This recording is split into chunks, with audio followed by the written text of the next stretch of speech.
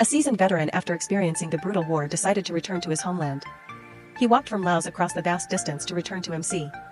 On the way, when he passed a small town, he accidentally violated the unwritten law of the locality. He asked, but you did not answer. Two low-ranking policemen in uniform stopped him and asked to show his papers. While one searched his luggage, he seemed to see something hidden in his coat.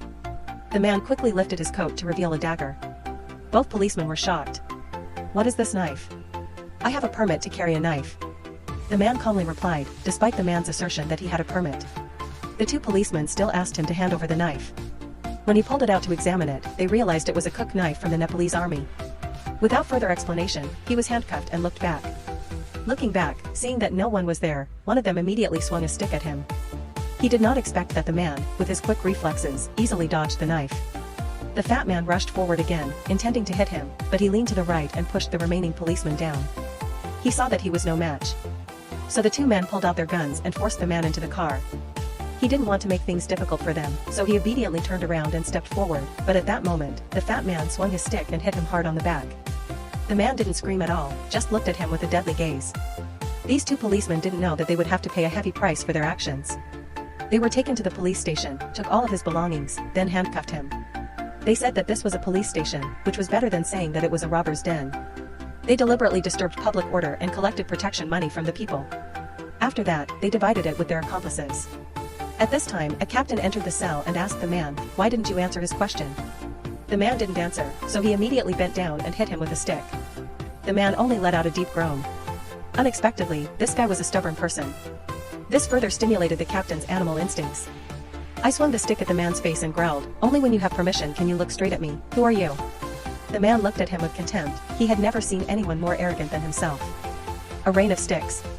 The man's anger was not yet satisfied. The captain pulled out an electric baton. He couldn't stand it any longer. The man rushed at the captain and then threw a leg sweep. He knocked down the policeman. The captain was about to go crazy when other policemen ran to stop him. Little did he know that his life was in danger. They were called to the deputy director's office. They saw a sharp cook knife. The ignorant leader asked him why he brought this kind of knife to their town. The man only gently said one word, "Enemy." The leader felt funny. At this moment, the fat director walked into the office. In the entire police station, only this director had a bit of a brain. He ordered the man's handcuffs to be opened. He then examined his identification papers. The man's name was Saman, a major in the army. The special forces heard this name. The non-and policemen almost peed their pants, regretting their previous actions. The director immediately asked his subordinates to return all of Samano's belongings. He thought everything had gone smoothly, but the director took Saman's megapixel 3 and listened to music. This stupid action almost caused the entire police station to be destroyed. Saman walked out of the office and met a beautiful girl. He felt like he had met her somewhere. Not long after leaving the gate, Saman suddenly remembered that his megapixel 3 was left in the director's office. This treasure could not be lost. Every time he was upset, he relied on it to feel better. He immediately returned to the office and witnessed the director committing a depraved act with the girl from earlier. He saw the girl standing huddled in the corner of the wall with a helpless expression. Sano stood still as a statue, not wanting to interfere in other people's business, but he still took the megapixel 3, pulled out the power cord, and wrapped it tightly around it. The director was approaching. He clamped the megapixel 3 between the index finger and middle finger, slowly turned around. The Russian Maron BR soldiers were indeed so powerful. This blow must have been at least a few dozen pounds of force. The police chief weighed more than 200 kilograms. Now lying helpless on the floor, Sam struck him again on the forehead. The police chief fell to the ground. Saman knew what he had to do next. He picked up the ashtray, unplugged the phone, not forgetting to bring a lighter, then pulled the girl, who was in a daze, out of the office. He walked leisurely as if nothing had ever happened. A police officer intended to enter the inspection room. Saman immediately pulled out the ashtray from his pocket. As soon as he opened the door, the ashtray was hit straight in the head. Saman was holding the phone cord in the hand of several police officers in the new station wing. Woke up, they saw Saman intended to leave, immediately pulled out their guns to stop him, but was thrown by the phone cord, making the remaining police officers dizzy. Quickly defeated by Saman, the beautiful girl widened her eyes in surprise. How could these lowly policemen be the opponent of a special soldier? Before leaving, Saman did not forget to dismantle all the weapons in the police station and then pulled the girl's hand out, but they did not know where the back door was. They accidentally entered the police station's break room. The policemen who were here were the ones who had caused trouble with Saman before. He pushed the girl out and decided to teach these bastards a lesson. This was the actual demonstration of the attack to reduce the height of these inexperienced policemen. They could not even stand a single attack. Another young policeman saw the chaotic scene and was about to rush up to stop it when Saman locked his hand and spun him 360 degrees, then flipped 180 degrees and fell to the ground. Saman continued to pull the girl's hand to the foot of the stairs. They ran into the deputy director before he could understand what was happening. Saman threw a monkey punch and punched him straight in the right temple. He just charged straight. No one could withstand Saman's 3 moves. He did not want to kill these people. Otherwise, with the tricks he had used on the battlefield, no policeman would survive. When he got out, Saman politely lit a cigarette for a policeman and gave him the police chief's lighter. The girl's eyes were still filled with tears. On the way, she was extremely nervous. She knew she had caused a great disaster. If she was caught, those rotten policemen would definitely torture her to death. She told Saman to quickly leave town and not pay attention to her anymore. At the same time, the captain woke up. The first thing he did was call his teammates to hunt down Saman. He had never suffered such a great humiliation. He had to regain his lost honor. The girl did not want to be implicated in Saman anymore. Seeing a policeman rushing towards her, she pushed him down. Looking at the girl who refused to leave, behind her was a police car chasing after her. Saman had no choice but to speed away. The police car was following behind them. They were determined to kill Saman. He shot wildly. Saman shook his body and dodged. He waited for the right moment. He made a spectacular turn and turned into a small road. The police were still chasing fiercely. But their shooting skills were too poor, they all shot at random. Saman drove down the hill in midair. He jumped off the motorbike and rushed towards the bulldozer. The captain fired all the bullets and then pulled out his pistol. In the end, he fired all the bullets from his pistol but still missed. With this level of shooting, he didn't understand how he got into the police force. Just as he was about to get in the car and retreat, the bulldozer rushed forward and pressed the front hood of his car. Sanos drove the bulldozer and used the bucket to dig straight into the car. The captain ordered the driver to back up immediately. He was stunned. A truck suddenly rushed from behind. The entire police station was visited by a rude person, stirring up the heavens and the earth. The police chief, after examining the scene, couldn't help but feel scared. In the end, what kind of person had he angered? At this moment, his subordinates reported that this person was a Special Forces soldier from the Maroon Beret Force who had participated in several top-secret missions. He was awarded medals twice for serving the country and also received several other medals for bravery in combat. At this moment, Saman was speeding on the top of the mountain. He knew that.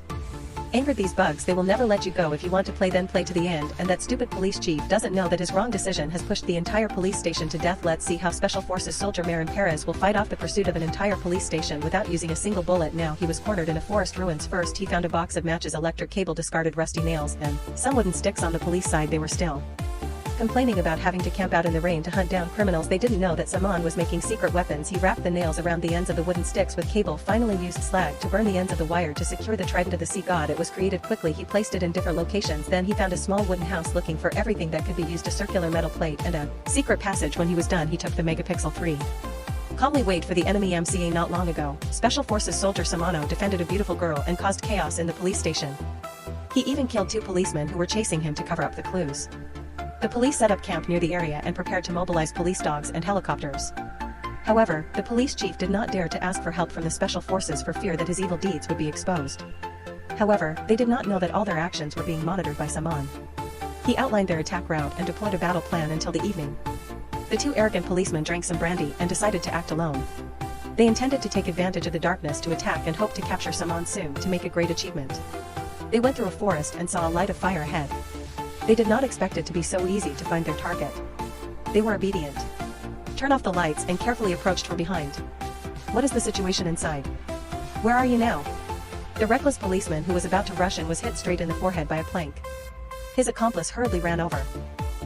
Checking, then was kicked away by Saman. The other guy tried to resist, immediately was hit with a fire stick and crawled to the ground. Saman didn't kill them but gathered firewood and forced them to handcuff each other next to the fire. The other 2 guys' minds were still buzzing, not understanding what had just happened. Sanos told them to tell the major to tell your major not to look for me anymore. Why wasn't it necessary? Early the next morning, the police discovered that the guards had disappeared. He didn't have time to worry much, immediately ordered all action. Saw the wooden house. Everyone rushed to open the door only to discover that all of his men were sitting inside the house with bruised faces. The first guy, still trying to salvage the credit, said, I almost caught Samet, just got caught in a trap. Then he leaned over to the police chief and whispered to the lieutenant colonel not to look for him anymore. It wasn't necessary. The police chief heard and got angry and gave him a slap in the face, looking to quickly find Samet. Then the police chief ordered everyone to line up to expand the search area. Saman flexibly weaved through the forest. When the police struggled step by step, suddenly 2 policemen stepped on the animal trap. Saman immediately picked up the prepared trident and pressed it accurately on the target, then quickly changed positions.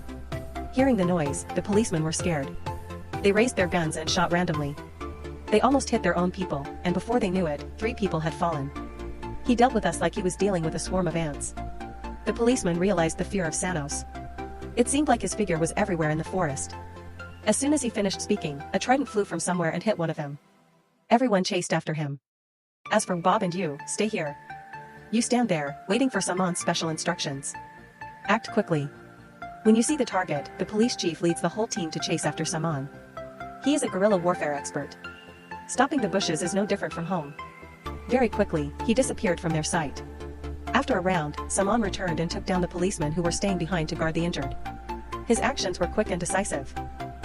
Hearing the noise of his teammates, they ran to check, but unexpectedly Sanos disassembled the gun, put a knife to the neck and forced the injured person to go back to the car, and Cap forbade them to return. Clearly Saman did not want to kill them. On this side, the police chief led the team to the single log bridge. The deputy police chief sneered at the police chief for not inviting the special forces and not caring about people's lives. This statement made the police chief even more angry. He immediately told the deputy police chief to go scout the way before the bridge was made from 2 tree trunks. Walking on it was very precarious. One mistake could fall into the river. Saman had been waiting there for a long time. Continuous series of bullets still did not hit Saman, so the whole group played hide and seek in the forest. The deputy police chief was slow and was eliminated first. This time the police chief was wiser. If I can't find you, then I will sit here and wait for you to come. Saman ran into the forest while the police chief suddenly appeared in front of him. It seemed he still underestimated this guy. Saman